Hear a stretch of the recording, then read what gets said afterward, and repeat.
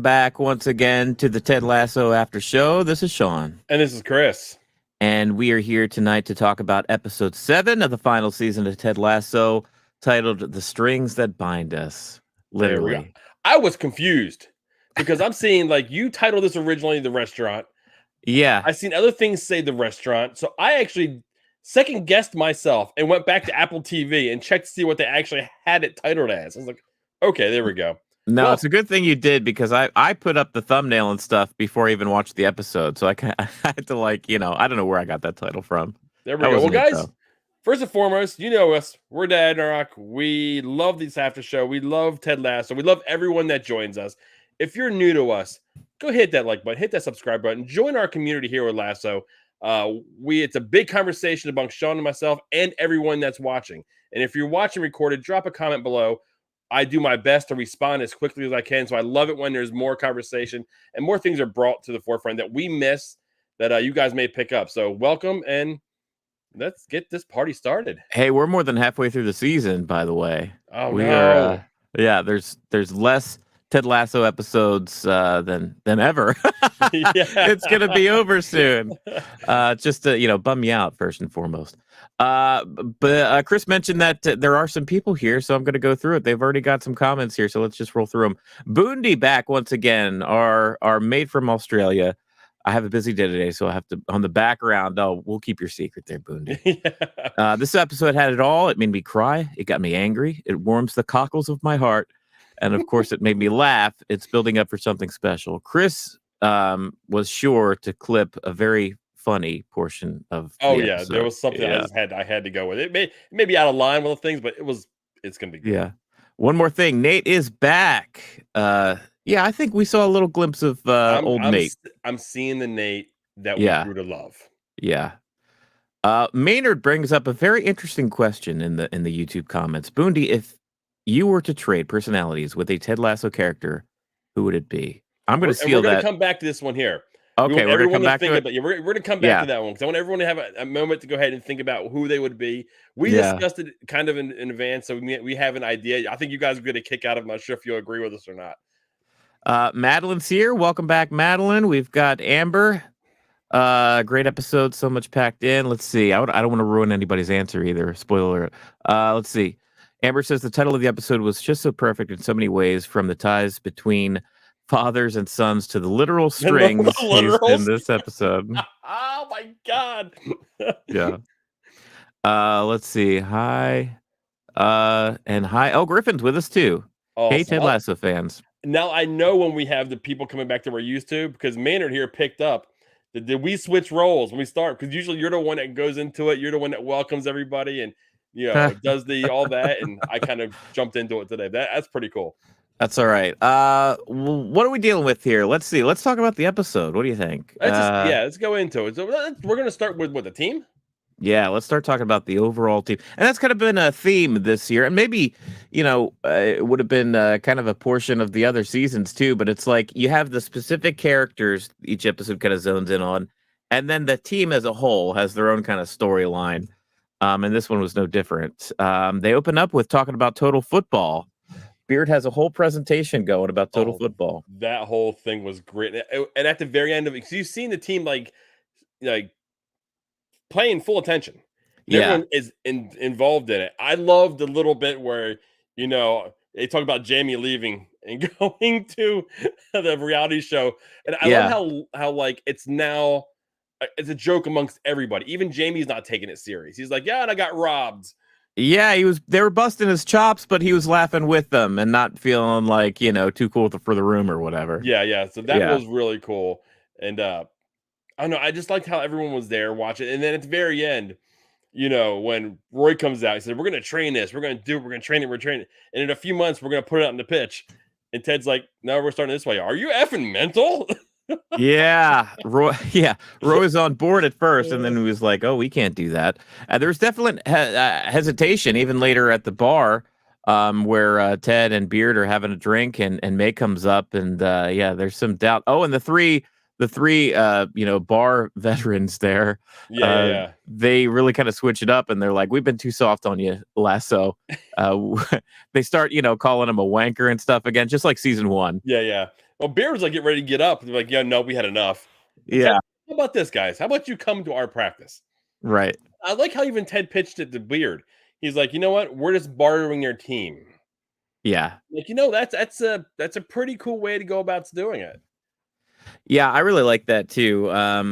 As far well, here, let me catch up on some of these. You guys are talking tonight, and that's the magic of our show is that we're live and we interact with you all. And if we don't catch up soon, then we'll lose you. We'll lose the thread here. Yeah. Griffin says, I'm McAdoo. Well, McAdoodle do, Griffin. I can see that. Sure. Well, I guess who you would trade spots with. See, I answered that in a different way, like as far, well, I don't know. We'll get there, right? Yeah. Did anyone else also hold their breath when the string came off Jamie? Oh my God. I was rolling that whole scene, that whole from beginning to end. And, Danny running behind him. He goes, Coach, I'm scared. Griffin says the string thing was a jump of the shark for me. It was a little like bridge too far, I guess, for Griffin. Oh no, we're shark jumping. That's not good. I did like Roy's like his little he. Yeah, all the sadistic, like he's over there. He's now having fun because he's torturing the guys. Yeah, they were just looking at Roy like maybe he's enjoying this a little too much. Jamie knows more about Total Football because, as they said, he played under Pep Guardiola while he was in Man City. That's a good catch. I didn't even think of that originally, but yeah, when he played in Manchester City, City.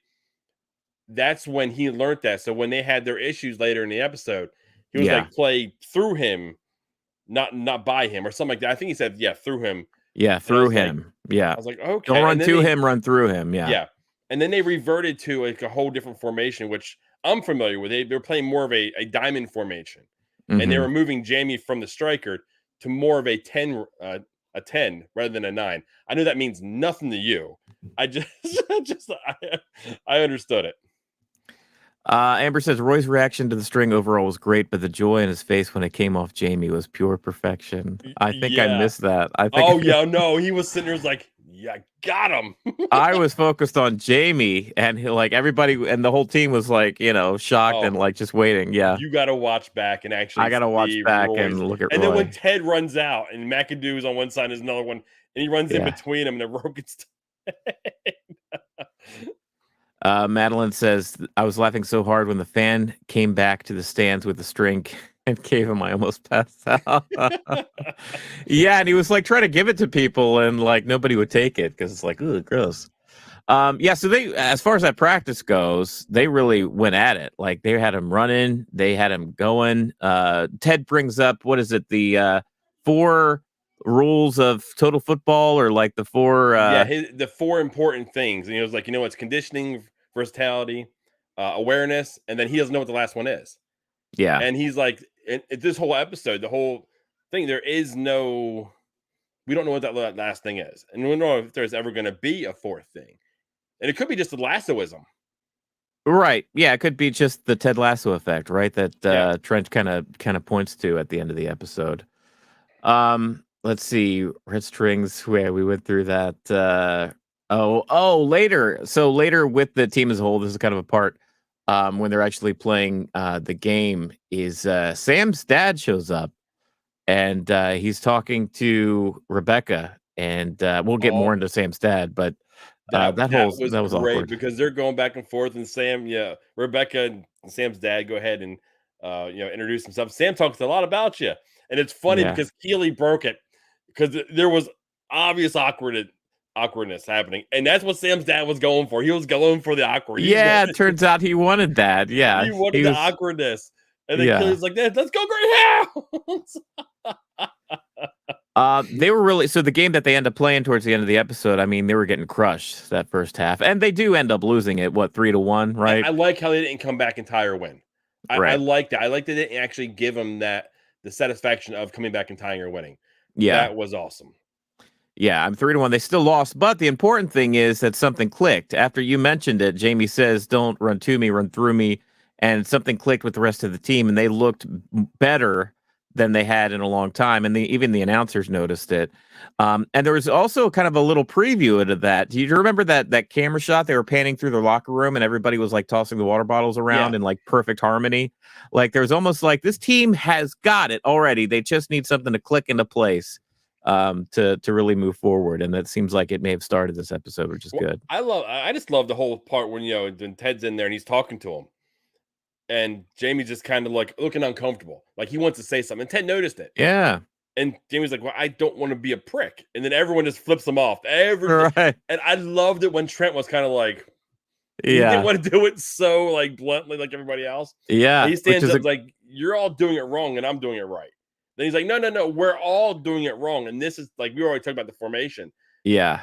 But this is how we do it. And I love that little like, Jamie's becoming more and more of a leader in the locker room than he has ever been in that point.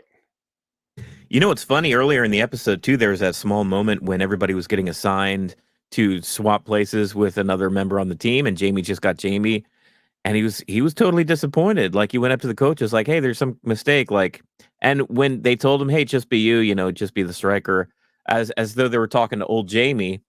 You could tell that Jamie was a little heartbroken. Like, no, I just want to be one of the boys. I just want to join in on this fun. Like, why am I being separate? He's come a real long way. Yeah. So that it's fun seeing the evolution of Jamie. Yeah. Let's see here. Amber says, I'm a writer, editor, so Trent feels familiar to me, but I feel like I'm more like the guys from the bar. I geek out hard over the things I love.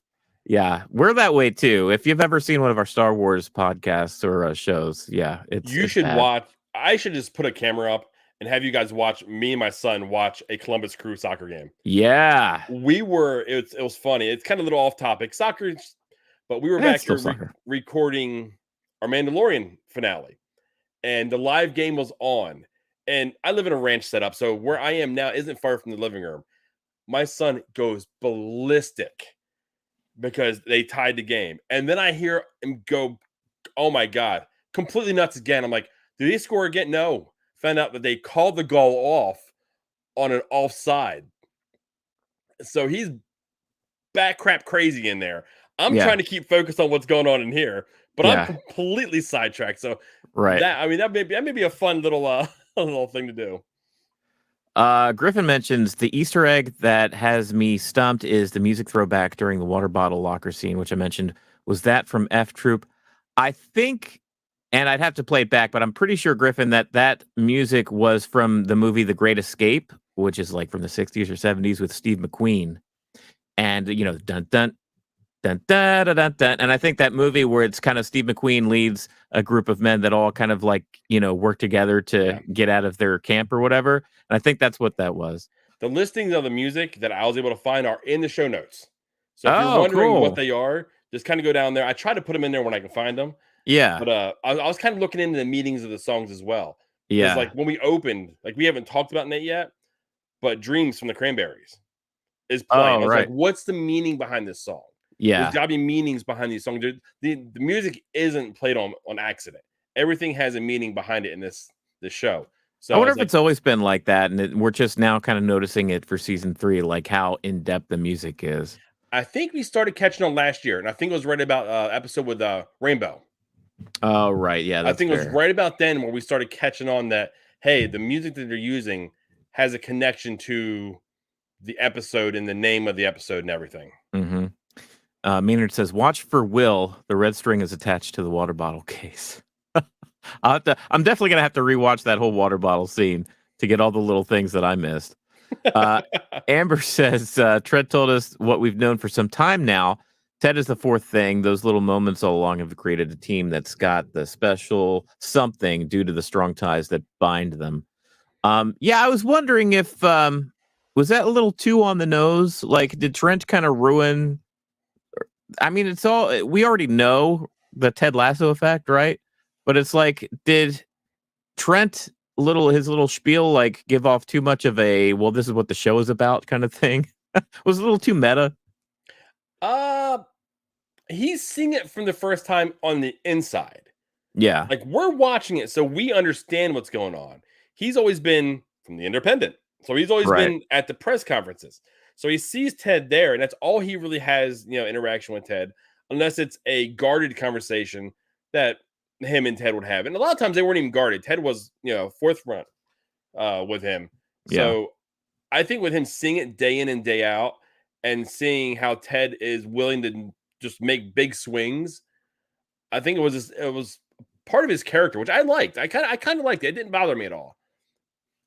Amber also says Jamie's growth has been incredible to watch. He's a likable character now, something I wasn't sure we'd be able to say about him in season 1. That's all due to Ted and Roy, especially Roy this season. Yeah, I agree totally. I love watching Jamie scenes now. Yeah, with Jamie's growth, I has nothing to do with Ted, I don't think. Ted put him on the path. You're right. Yeah. And then Roy picked it up. Yeah. And it was their growth, their character work together, their bond that has been built. That's propelled Jamie to where he is now. Let's see. Before we move on with the rest of these notes here, you just play that funny clip before we go. Here we go, guys. Check this out. This made me laugh. Obviously, I couldn't grow a beard. Otherwise, Coach and I here would look like a ZZ Top cover band. Would have been called Sharp Dressed Men. Ooh, that's nice. God, I hate what you fucking done to me. Great.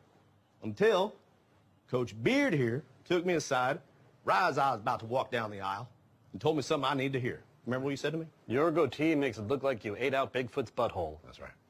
AKA Sasquatch. You're on fire. Make it stop.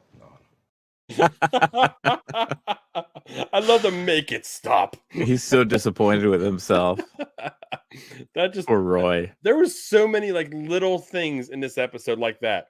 Yeah. That just made me laugh. It just made me smile. Just the whole thing. Because this episode, the core of this episode is heavy. Right. So seeing things like this, it lightens it enough to give it that levity. Yeah. Maynard agrees. That was a funny. You're right. There were moments in this episode that really, like, I laughed out loud, and that was one of those scenes.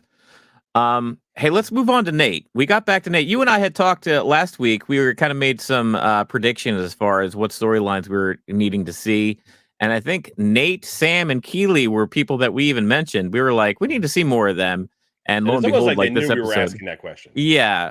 Or it's just like Ted Lasso, you feel when there's where one of the characters is missing, because they're all such a cohesive group that it's like, it just feels like you feel it in your gut when you haven't seen Sam enough or something, right? Yeah. So you're like, okay. Sam was so big last season. Yeah. And he's took such a back seat so far in their final season. Mm-hmm. I thought he'd be more in the forefront, but there's so much going on. I guess there's only so much time that they can give everybody. Yeah. Amber says, I think it was because Ted made a swift change to the plays being run that Trent came to that conclusion. Those relationships let Jamie improve the scheme, and it worked. Yeah, I think that's true. Roy can't help himself, and I love it. Yeah, it just comes out of him. Oh, he hates it, but he also it even started last season when he started becoming an unofficial member of the Diamond Dogs. That's right.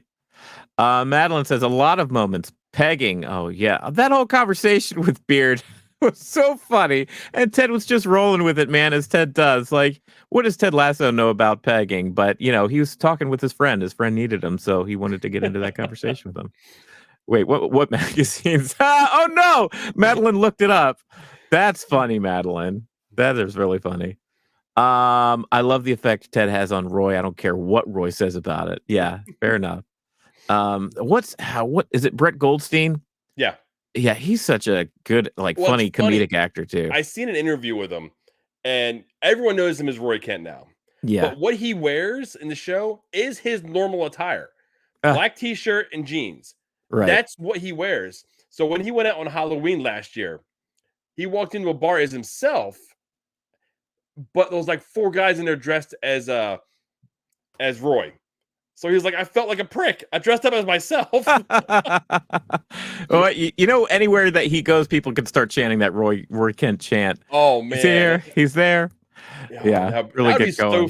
Say, for instance, if he won an award, like at the Golden Globe or something like that, if the whole place would start chanting that would make my heart smile. Yeah, and he's a huge Muppets nerd, by the way. Like, the guy loves the Muppets. New Muppets project, that Brett Goldstein needs to be in it for sure. Let's move on as far as some of the stuff we have in the episode here. Maynard says Nate has to quit and cut ties from Rupert, not just fired, in order to start his redemption. Let's talk about Nate a little bit. He had some scenes in this episode where we start to see a little bit more of the old Nate that we knew and cared for. It was nice. I like how he started. Like I said, we already talked about the cranberries, dreams. He's coming in. They focused on the mornings a lot. So we've seen probably about a week's worth of time, I feel like, of just mornings. And, Nate walking by, the unsure of himself Nate, walking by the restaurant and looking and not going in and going the back and forth and going in and then turning around and leaving. All of that. I loved all of that. That was the stuff that really made me enjoy him. Then when he went, what I was scared of, and I'm glad they didn't do, because when he was at the podium with Jade, he went to the restroom. And when he looked in the mirror, I was like, oh, man, he's going to do the spit thing. And he didn't do it. Yeah, he didn't do it. And then he left with confidence. So he didn't have to do that whole thing to actually have the confidence to be like, hey, I'll be back type thing. Yeah. Something from Jade this episode that I thought was kind of neat too. I mean, the writing and the story and the plot are telling us that Jade is, fairly interested in Nate. Also, it's a mutual thing, and that's fairly recent because it was hard to read Jade's thoughts, last season and beginning of this season. But how he would go there every morning and kind of look through the window, and sometimes he would catch her and he would wave and then he'd walk off or whatever. And the morning that he didn't show, she noticed it and she walked outside like looking for him, like, where is he? Like, that's when okay, so Jade is more invested in Nate than we were led to think. Awkwardly, knowing I was to the point where I thought she was going to ask him. Right. Yeah. Because he just couldn't work up the nerve to do it himself. But I like the confidence that he wound up doing. See, backing up to basically a little bit further in the beginning is when he's sitting in his office. His mom's texting him. He needs to get home for his sister's birthday. And the last one's like, you know how your dad is. Don't be late. Right. And I guess he's there really early because he helps his younger sister or niece. I think it was his niece to make one of those boxes for his sister. Yeah. Birthday box. And I loved how she gave him credit and the family. There was a warmth to the family. We hadn't seen really up to this point. We haven't before. seen. We've seen the real cold mom and dad interaction at the restaurant. Dad just not approving of what he's doing. He's looking for that approval. It's almost like he's starting to see that within his family to an extent we haven't seen. Right. That was really nice. And you start to see a glimpse of the other side of Nate that we haven't seen enough of the last 2 seasons. The warm, humble, kind guy that he was prior to his hair growing gray, right? I love the "Hey Siri, how do you know if a girl likes you?" You can't. You can't. Yeah, and the callback later when his sister and his mom say the same exact thing that Siri does. Yeah, that was funny. Yeah, that whole asking thing, it was great. And Mater brought up a point as far as apologizing to Ted. I agree with, and actually during that scene where he was with Jade and he stopped himself and he was like, I'll be back or whatever. It then cuts to a scene of Ted. And I thought it was a weird transition. Like, okay, so Nate is leaving somewhere. We go to Ted. Is Nate about to show up at Richmond and have a conversation with Ted? They didn't go that way, but I think that's something that needs to happen eventually. Those two, it's like this lingering black cloud that's kind of hanging over both of these guys right now, and until they clear the air between the two of them, that's probably towards the later couple episodes of the season. I don't think we're far from that. Really? Sure you think that's going to come sooner than later? We only have a handful left, so I mean, you're probably more right than I am here about when it's going to come. So a few other things need to take place before that. The conversation of mending offenses needs to happen. Yeah. So I mean, we'll see about it. I mean, I'm not sure when we're going to get the whole thing with Ted and Henry in the stands. That's something we haven't seen yet. So it's bound to happen. I do like that. Maybe one of the things that really pushed Nate towards coming back to himself this episode, maybe having a bit more confidence with Jade, we saw a side of his own father that we hadn't heard about. It seems like we as an audience learned something about his father, and so did Nate. Nate had no idea about that whole map that he created. And it's like, oh my gosh, so this harsh guy actually has a tender side? I had no idea. And I think something that really helps click something within Nate to kind of stray back to the way he was before, which we're all waiting for. Well, I love his sister going, "Oh my God, he's dead." And she's like, "Mom, show him the map. He will kill me." Right. I love that. Like the immediate, like, no, that's not happening. Yeah. But what Madeline, did you think? Oh, go ahead. Before we get to Madeline's come here, when his dad left to take the niece to go get ice cream, he said, "Let them have their girl talk," and Nate was there. Do you think Nate heard that? Was he trying to be like put Nate down in some way? I kind of took it as a little odd. Like, why would you say? Why would you choose those words? Sure. I don't know. It's in line. It's in character. He doesn't. I mean, he's never like outright put Nate down. He's just been like distant, not like insulting Nate directly, really. Maybe he just meant girl talk as far as talking about a girl, and maybe he didn't want to be present, or you could feel that coming. I don't know. It was a good question. I actually noticed that too when he said that. It was just kind of a weird phrase to use. Yeah. When he left. Yeah. Let's see. I loved when Jade actually looked for him. Madeline did. Yeah, I love that scene too because it's like, oh, we get actually a little glimpse of Jade outside of Nate's perspective. Well, we're getting Jade with herself. emotion too. Mm-hmm. She's looking, she's smiling. She's just not stone faced. Yeah, we've always seen that stone faced side of her. So just seeing her like, anticipating him coming by, or just the thought of him coming by, kind of, you see that smile crack on her face or disappointment when he doesn't show up. Amber, the various father-son relationships in this episode were really informative. Nate is his father, which explains why they butt heads.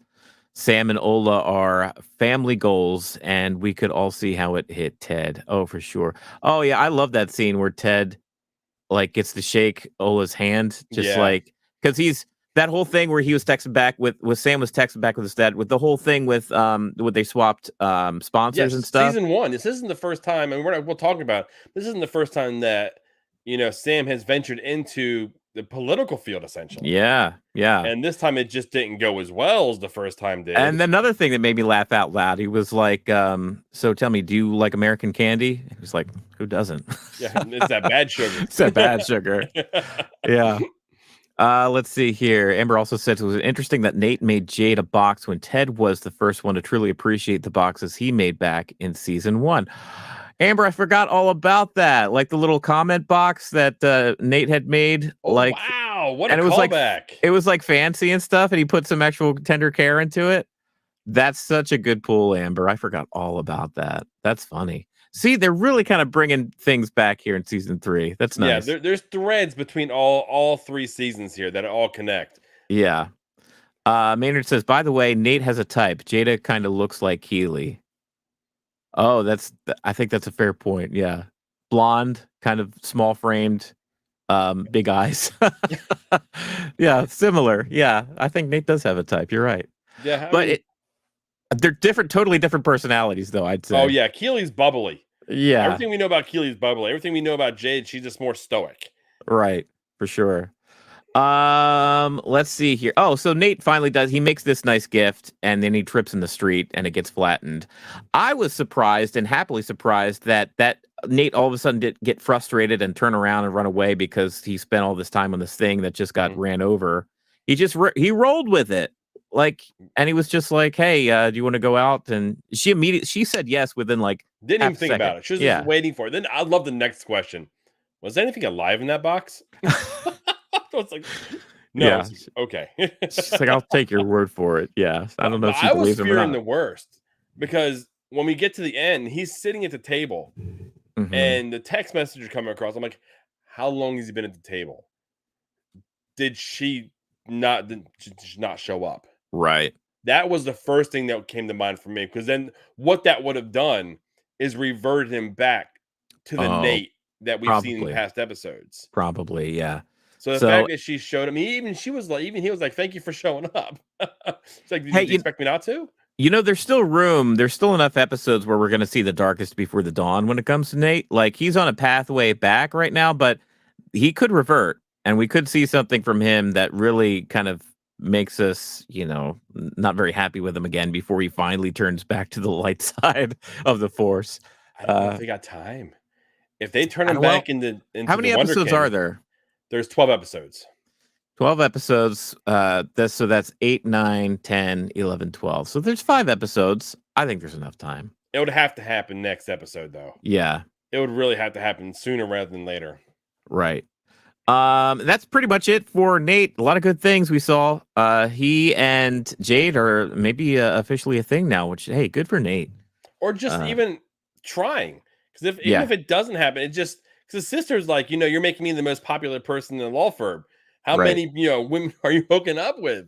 So he talks about this one that just kind of, he's scared to ask because it's his favorite restaurant. He doesn't want to be rejected. He has a fear of rejection. You can see that from season 1. Yeah. So that whole thing. So just that the thing that he pushed himself, his sister helped kind of push him, and his mom helped push him to just do it. What's going to happen? She's going to say you're going to be humiliated for 30 seconds, and life's going to go on. Right.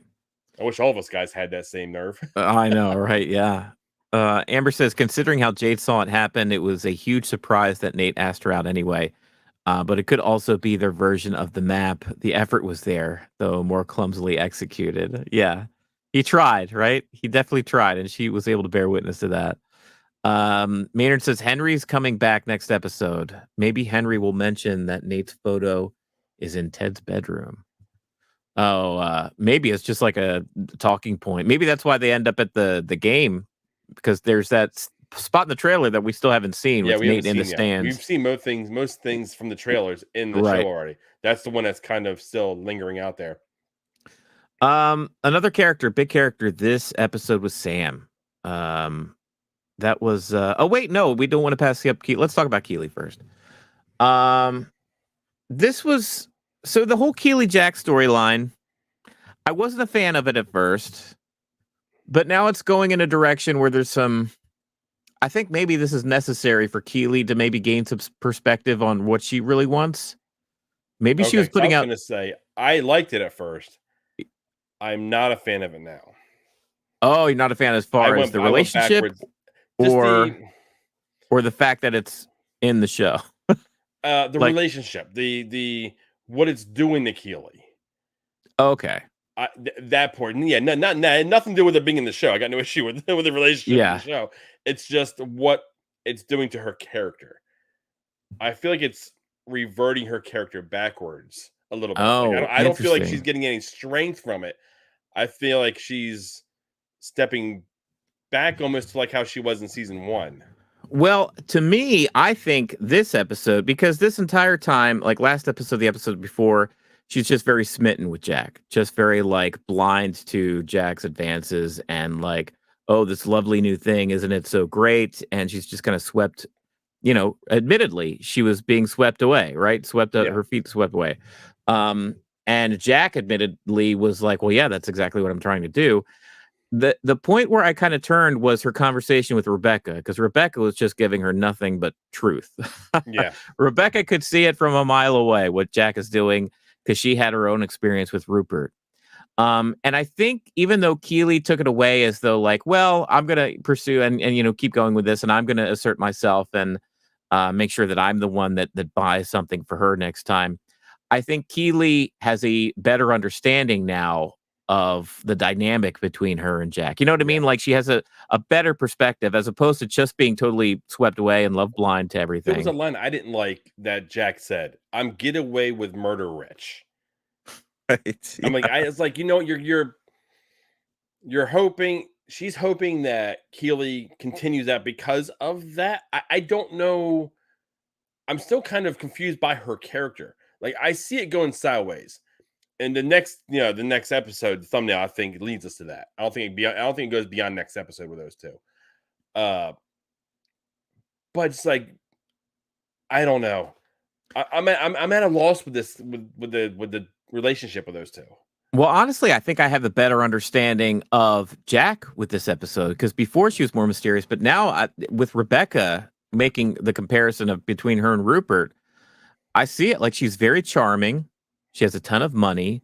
She thinks she could just get away with everything and anything because she has that money. Totally confident. And she has this side of her that is alluring, that is, you could be, that's charming. And you could see why people would you would gravitate towards her. just like Rupert, right? Yeah. Because Rupert has that winning smile and he can say things that are kind of both a compliment and an insult at the same time. And, he has his charming side, right? Yeah. But there's also that side that the real people know that have history with Rupert, where it's like, oh no, this person is really only out for themselves and it's all about them. Yeah. And the way Jack is love bombing Keelie, it's like she's almost using Keelie as this accessory. You know what I mean? Like, look at my beautiful girlfriend that I could just shower these gifts on, and almost like arm candy or something like that. It's like, it's less genuine now. It feels like it wasn't born out of like real feelings and real love per se. It's more of just like, I'm doing all these things for you and you need to reciprocate and be with me. That kind of thing. It's almost like very like a deal that's being struck or something. Yeah. Which I think is very Rupert. Like, I think she's female Rupert. And that makes me wonder how things are going to go when things go sideways. Yeah. Will she lose the firm she's doing? It's right. Yeah. So, and what's the name of the lady at the Keelie's firm that's always like Barbara? frowning? Is it Barbara? Yeah, it is Barbara. Yeah, Babs. Yeah. And Barbara, you can see it on Barbara's face. Barbara has hesitation because she's looking at, and she always does. I mean, it's Barbara, right? But I think Barbara's onto something too. Like, she doesn't like that, Jack, which is essentially Keelie's boss. Barbara feels money. about it the way I think we all feel about it. Like, we're kind of like unsure, like, I don't know about this whole thing. So it's one of those things where we'll see how it shakes out. It was funny when Rebecca said shiny things tarnish. Yes, yeah. That's really telling right there. And without spoiling, the next episode says we'll never have Paris. Well, what was shiny in Paris at one point? The Eiffel Tower. And it tarnished. Mm-hmm. So that's fair. So that's kind of what my line of thinking is. Yeah, I think you're right. That's probably a good theory to have here. Let's see. Maynard says, I think Roy's acting up a bit because he feels a bit hurt, maybe emasculated, particularly because his ex is now with a woman. There's a reason why Roy told Jamie, I think Keelie has a girlfriend. That could be. There might be some underlying things with that. I can't imagine Roy Kent being feeling less than a man, though. He's typically pretty sure of himself. Amber says the book was cute and could have been seen as an overstep, but the daisies was a bit much. It's clearly red flags. But Keelie is willing to talk to Jack and course correct. Right. Keelie's being patient with it. I think she sees what Rebecca was saying, but she's still, not willing to give it up yet. I think Roy's a bit more evolved than that. I think he's hurt because she moved on first. It always sucks when your ex moves on before you have. That's why this whole, and maybe that's why it's so endearing, because this breakup between Roy and Keelie feels genuine. It feels like in real life, how people just kind of like, they still like each other. They still even love each other, but it's like, there's something that's a disconnect that they just can't get past. And it feels, as opposed to typically how shows are, where there's this big blow up or big argument or something, and they never talk again. And or like a 90-minute rom-com. This feels a little bit more genuine than that. Madeline says, I loved Rebecca ordering 3 expensive bottles of wine on Jack. Yeah. Oh, and the tiramisu. And the tiramisu. To keep one for herself. Yeah. Rebecca's that's a power move. Rebecca is the one to emulate there. Amber says, I love that too. She saw the flag and decided to run with it. Yeah. Amber, dang it. I'd avoid the spoiler this time. Oh, shoot. You just spoiled Amber. Dang it. With the Paris line. I guess she was able to avoid the thumbnail in next title. That's just a theory. I mean, hey, we're pretty good, but just a theory. Okay, yeah. So I think we talked through Keelie and Jack, or hesitation there. We're going to see how that shakes out. Well, what do you think, real quick, about Jack basically requesting that window seat at that restaurant that Nate likes and just getting it with ease? Well, there's that. Plus, I just thought that they had a limited amount of sets. They just swapped restaurants. I didn't take it as much more than that if there's like a deeper meaning. Because it was always a big deal. That seat, they said that seat is always reserved for basically special people. Yeah. And that's why Nate couldn't get it when he was trying to get it with his parents, even though he was isn't this? wasn't this Keelie's doing? Because Keelie said she was going to set the next date. So I think Keelie set up this date at that restaurant. Well, the manager did say by request and looked at Jack. Oh, I didn't catch that. Okay. Yeah, I'm pretty sure he looked at Jack rather than looked at Keelie. Yeah, that's true. I was wondering about that, and that didn't register when I was watching it. But maybe there is something weird there. Like, even when Keelie is trying to be the one to do something for her, she still won't let it happen. Yeah. Yeah. There's a control thing happening here. Oh, there's definitely a control thing. Yeah. Let's see here. I'd like to think that, Amber, but Roy has always been insecure and never wants to be seen as anything less than a manly man. That is one of the things. I think it's his insecurity in their relationship that led to the breakup, honestly, because it wasn't Keelie's side. I mean, Keelie thought everything was good. So, yeah, I think it was Roy's insecurities that definitely led. He was afraid of having his heart broken. Yeah. So he took the steps to, leave. So there's definitely some insecurities there. Let's see here. He hated when he was injured, hated to be seen as old, hated that he cried in his press con, hated that he is less of a coach than Nate. Even when they acted like a monkey, he chose to be a gorilla. Yeah, that's fair. That's a fair point. Maynard's bringing some points to his argument there. Yeah, you're right. It's just, I guess I see. You know what? We haven't seen a lot from Roy this season by way of his true feelings about what's going on. He's really putting up a shell. You know what I mean? Like, there was a lot more character last season with Roy than there has been this season. Yeah, we've had glimpses into Roy when it was just been him and Jamie. Yeah, but as a whole, there hasn't been a whole lot of Roy, just growth. Yeah, I think it's been like he's been headfirst diving into his work, and we haven't seen his true feelings come out. Like, we haven't seen a scene with him and a conversation with him and his niece. What's his niece's name? I forget. Shoot. Well, some Ted Lasso fan I am. Phoebe. Yes, right. That kind of thing. And we're probably due for. I think we're due for a Phoebe return. We need a Phoebe. We need something happen at school. Yeah, we need another school. Oh, you were calling the substitute teacher or the teacher to be. I still think. You still think that's coming? It would be. Not. I don't want it to happen now, because happening now is low hanging fruit. Yeah. Because with Roy knowing that Keely has moved on, if he goes back to this teacher and he's in there for X amount of time like he was last time, it's like I think that's too obvious for something like that to take place. Yeah. Let's see here. Keely, Roy. We even got a little Roy in there. How about that? Keelie, Jack. Okay, so let's talk about kind of really the bulk of this episode was Sam's arc, I think. And kind of, which was welcome, right? Because we haven't seen a lot from Sam here this season yet. And we learned why Sam is.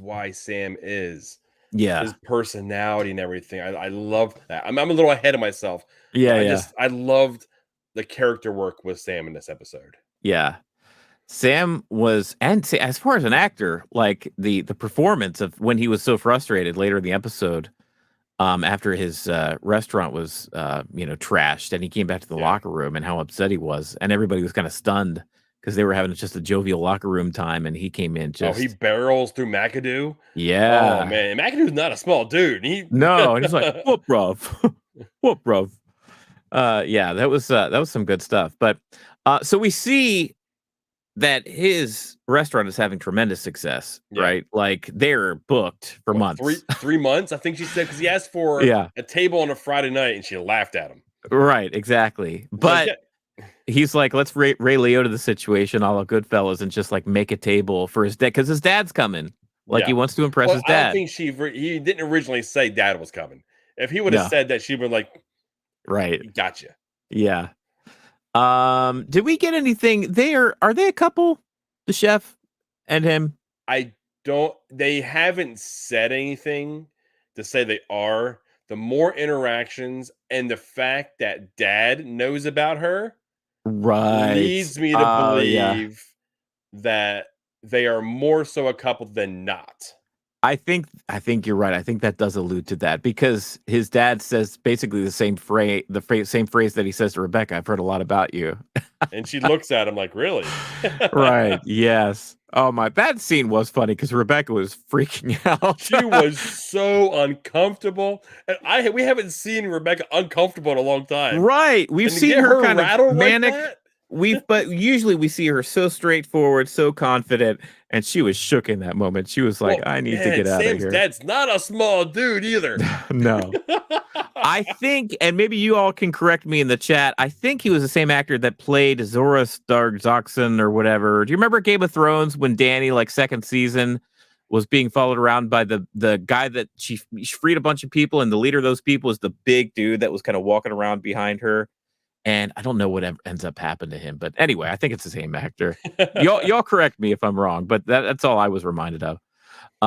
Let's see here. Let's catch up on. Leah doesn't believe it. I don't think Sam and Simi are dating. It's not blatantly obvious. Yeah, I are on your thing. I think we're led to believe that maybe.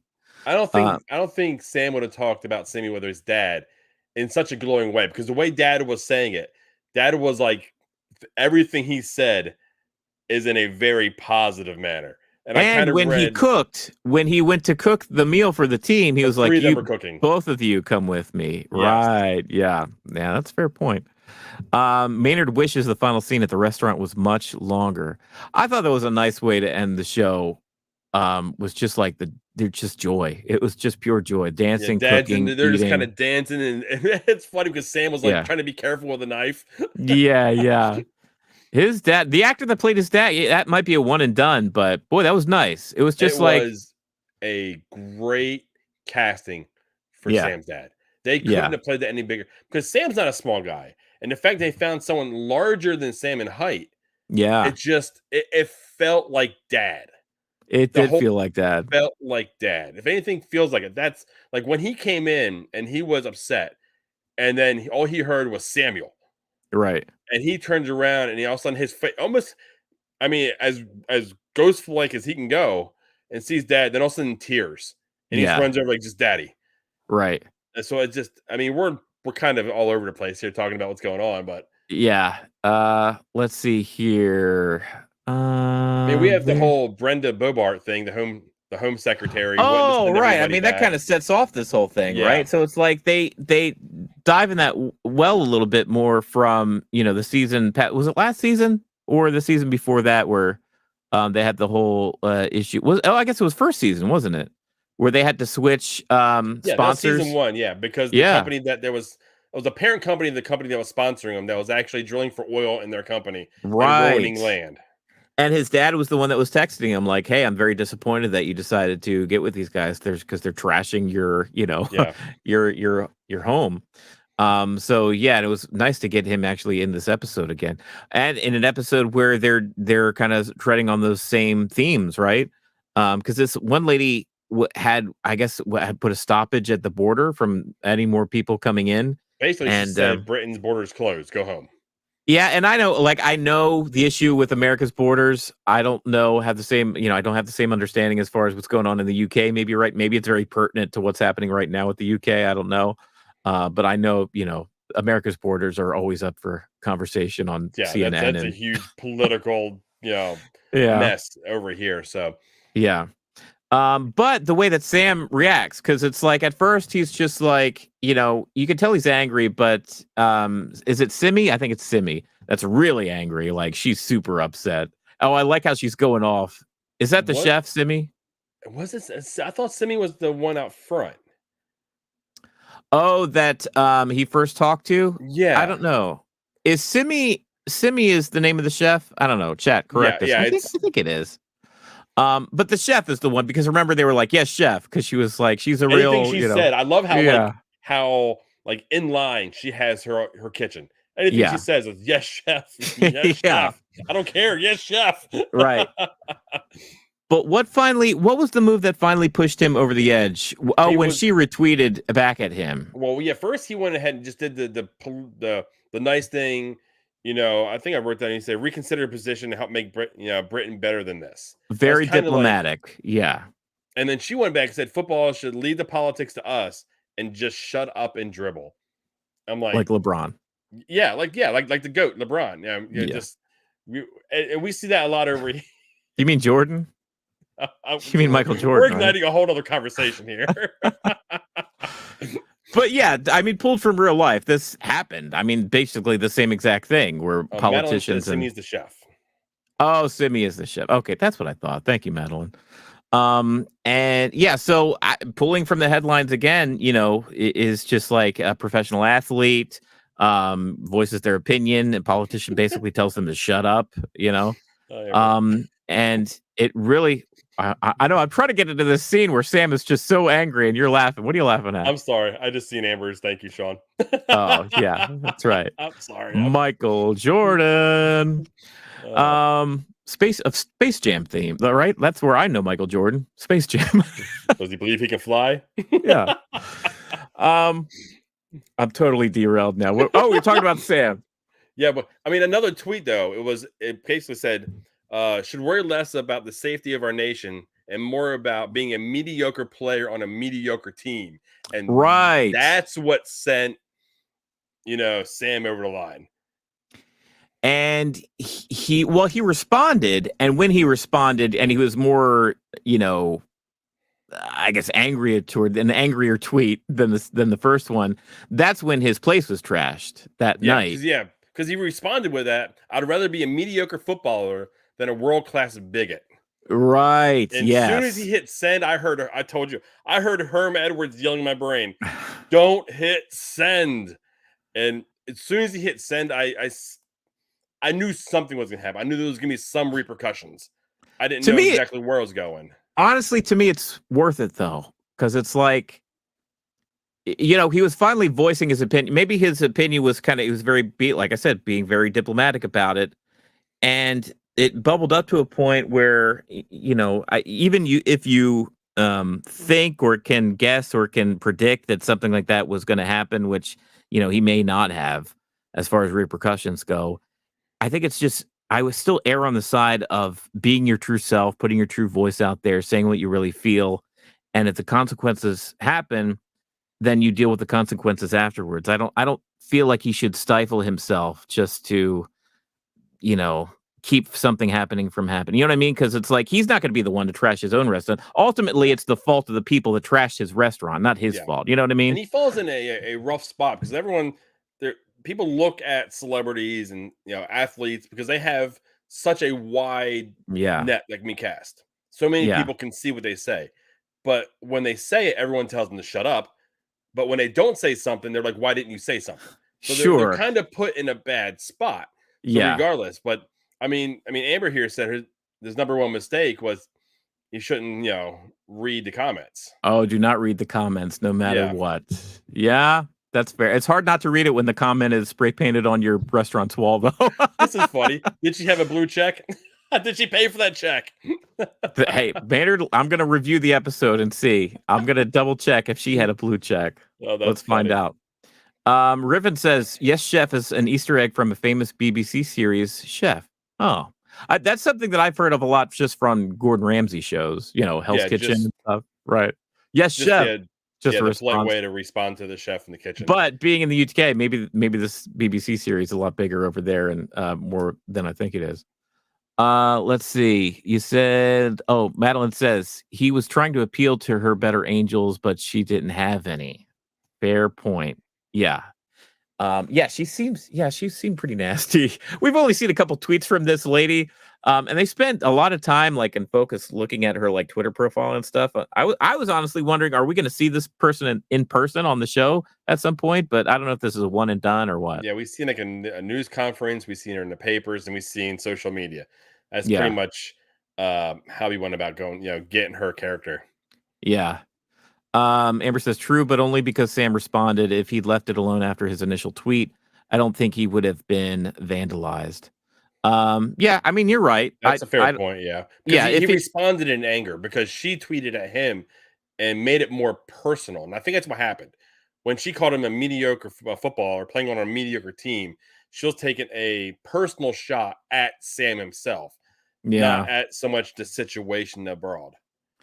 Yeah, I mean that's just that tricky balance there. It's like, where do you draw the line as far as being, not, being the better person and not raising the temperature in the room, versus where do you draw a line and stand up for yourself and voice your own voice? You know what I mean? So it's like there's a line there that's kind of blurry, honestly, and that's why this kind of thing's so difficult. But I like how Sam had. I mean, you see him walking in the restaurant early, preparing it, worried about mismatching silverware because his dad's he wants everything perfect. And Sammy, I think it was Sammy, was like, it doesn't matter if they match. If the food's good, the food's good. And that's all they care about. So you see him there, you're going through the whole episode, and then you see the interaction, and you see him getting more and more upset about the situation. And then what happens at the restaurant? Yeah. And he kind of goes into a tailspin. Because we've kind of already talked about when he busts into the locker room, he's like, the same people that cheer me and love me are the same people that want to kick me out when I make a mistake or miss a penalty kick or whatever the situation is. They want to send him He was home. like, now I have to go out there and kick a ball. Like everything just feels like unimportant. Like, nobody wants the feeling of being like, hey, sit down, kid. You don't know what you're talking about, or like demeaned like that. You know what I mean? And the fact that he's so, like, you put on the acting that he had in this episode is phenomenal because he came in so mad. And it's the mad a lot of us know. Like, you're so angry, and some people get so angry, it just turns to tears when you stop for a second and you think about what's going on. And just the emotions just flood out. And as soon as he heard Samuel, and he heard his dad's voice, and a big booming voice, by the way. Oh yeah, it was a very like obvious voice on who it was. Yeah, and he's turned around and sees him, and like almost immediately, it's tears. Yeah, and he just wants his dad. And in that scene too, you can really feel how much of a connection those two have. Yeah, it's more than it's father son. But it's also like best friend, it's confidant, it's all of that, in one. And he knew he was there, and he would be fine now that dad's here. Dad's got me. He's gonna help me get through this. Yeah. Amber says his dad reminds him he needs to come from a place of love. Even that final song spelled it out. Can I enjoy myself? Once again, song choice very important in these episodes. I do have a clip here from Sam and his dad. Let's go ahead and watch that real quick. Let's check it out. Anger will only weaken you. Yeah. Okay. But if you really want to piss off the people who did this, forgive them. What? Forgive them. Big whoop. Big whoop. Big whoop. My son, listen to me. Don't fight back. Fight forward.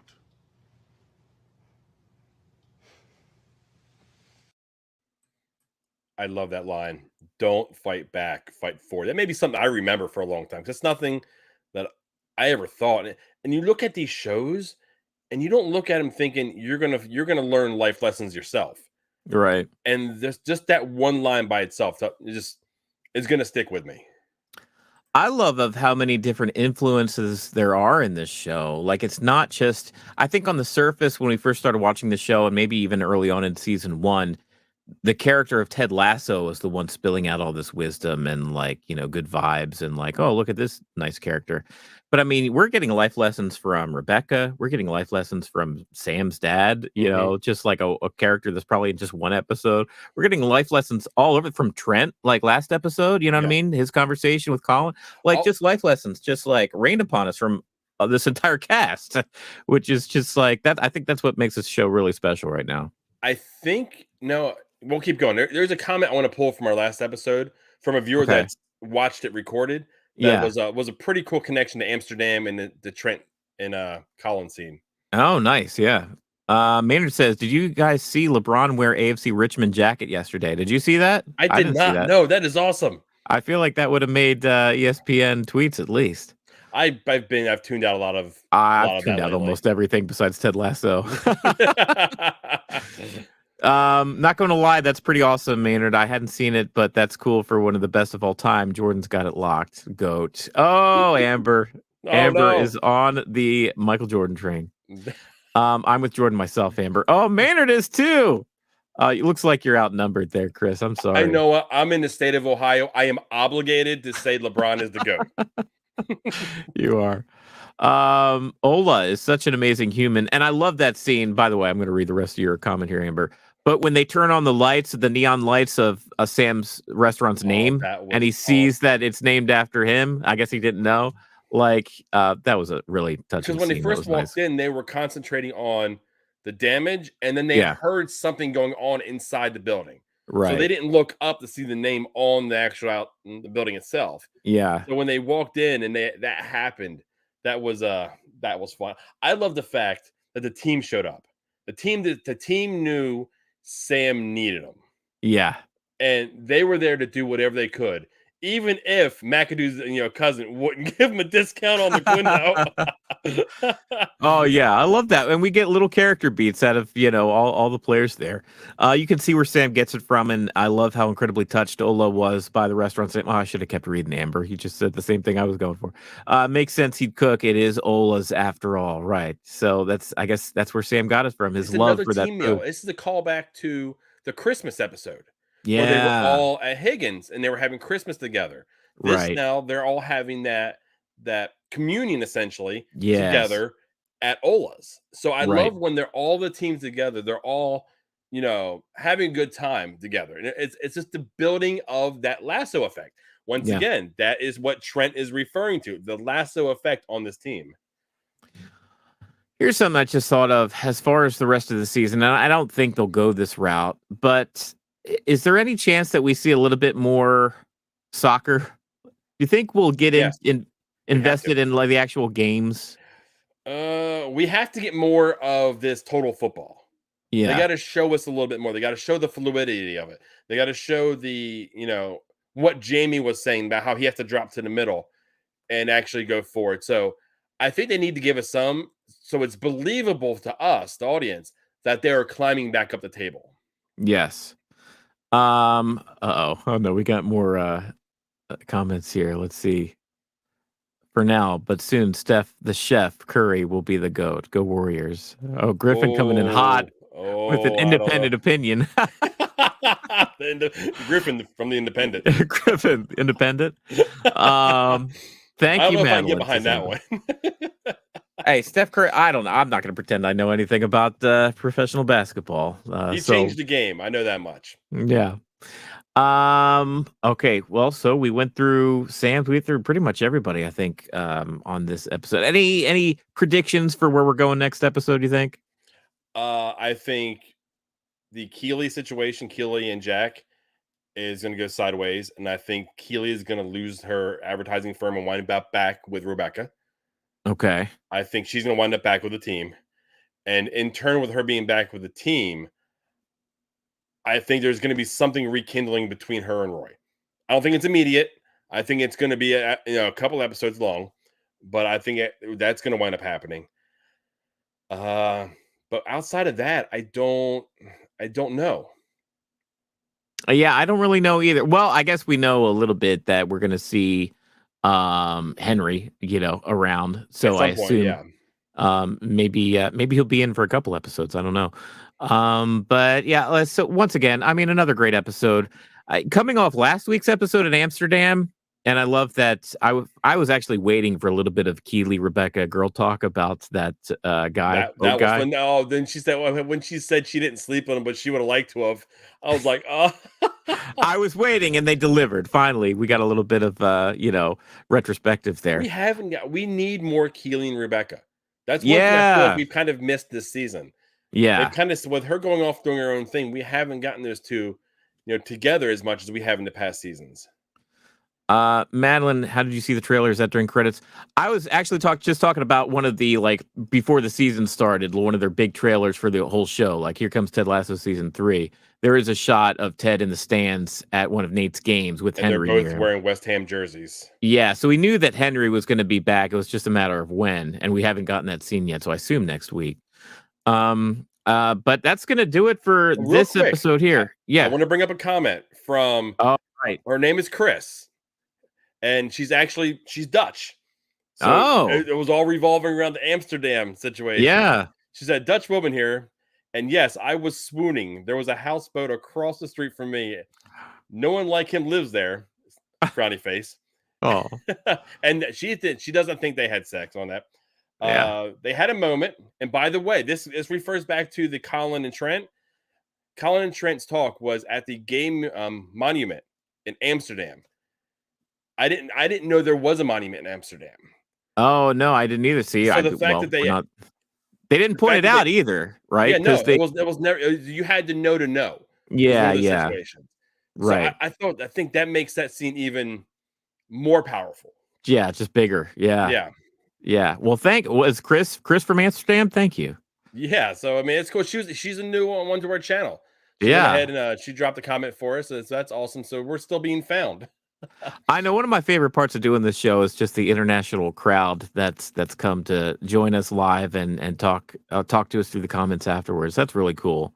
You guys showing up each and every week and talking Ted Lasso. I'm going to be sad when it's done. That's why you got to stick with us. Ted Lasso is not going to last forever, but we're going to go on afterwards talking about new shows. And I think you and I have talked about, like, as we get closer to the end of Ted Lasso, we're going to put out some feelers to you, the audience, to see what you want us to continue covering. I want to say put them out later. We're going to start putting them now. Yeah. If there's something that's going that you want to go ahead and talk about, even if it's a show that's already been going and we haven't been covering since day one, just put it out there. We'll go ahead and we'll look at it and we'll continue this family, because this community that is growing around Lasso, we want to continue. We love seeing you, Amber, Madeline, Griffin, you know, everyone here, Maynard. I mean, I know I'm missing somebody here. I mean, you got Moody, who's not here now. Leia. So it's just we love this, having this conversation in every way. So it makes it more fun for us, rather than just Sean and I talking. Having you guys join the conversation, it's so much more. There's so much more pleasure to it. Yeah, so let us know. I mean, join us in the comments after the show. Think about maybe what's coming out, even if it's a show where it's in its second or third season, or it doesn't even have to be a new show. Maybe you want us to revisit one of your favorite shows and talk about that. We'd love to do so. So let us know in the comments. But yeah, don't join us anymore for Mandalorian, because that's done. We're back to doing one after show a week. We'll be back. Remember, we have a scheduling change this week. The Thursday night will be permanent going forward till the end of Ted Lasso. So we're going to be back next Thursday to discuss episode 8 of the final season of Ted Lasso. And until then, what do you think? Believe? Believe. We'll see you guys.